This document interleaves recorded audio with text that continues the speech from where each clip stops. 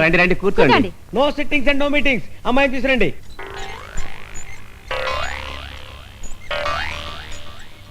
ఈ ముసలావిడ ఎవరు? మా అమ్మమ్మకి పెద్దమ్మ కూతురు. ఓహో, అది సరే. పెళ్లి కూతురు తీసుకురమ్మంటే ఈ ముసలావిడిని తీసుకొచ్చారేమిటి? ఈవిడే పెళ్లి కూతురు. I see. అయ్యో అయ్యో అయ్యో, ఈవిడ పెళ్లి కూతురేంటి నాయనోయ్? అయ్యయ్యో, ముక్కు పచ్చలారని పసిబిడ్డకి ఈవిడ పెళ్లి కూతురేంటి తండ్రి? ఈవిడికి 100 పెళ్లి అయినా నాయనోయ్?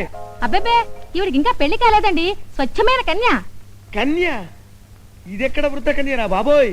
అవక 19వ సంవత్సరానికి పెద్ద మనిషి అయింది. చాప మీద కూర్చోబెట్టగానే ఆనందం తట్టుకోలేక చెంపుతా మొట్టేసుకుంది. దాంతో కోమాలోకి వెళ్ళిపోయి మొన్ననే 91వ ఏట స్పృహలోకి వచ్చింది. సుమంగళిగా కన్ను మూయాలి మునిమామ కోరిక. శుభం.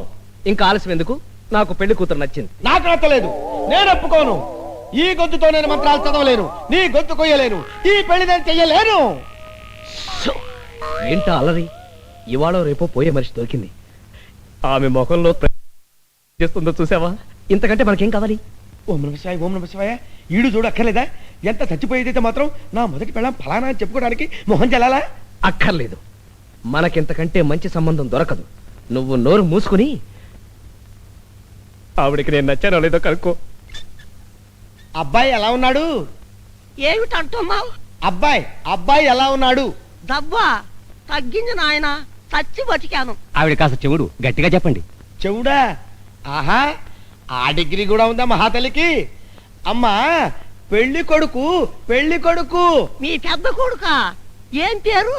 వామ్మో, ఇది మామూలు చెవుడు కాదురా నాయనోయ్, పుట్టు చెవుడురా దేవుడోయ్. పట్టాది రావుడా? కాదమ్మా, ఆంజనేయ స్వామి. మన ఫేస్కి అది కూడానా? అవును నాయన, అదృష్టవంతురాల్ని. నా కోరిక నెరవేరబోతుంది. సుమంగళిగానే పోతున్నా. నిజంగానే పోయేలా ఉంది. సావుకు ముందే తాళి కట్టేస్తాను. మంత్రం చదువు. తొందరగా మంత్రం చదువు.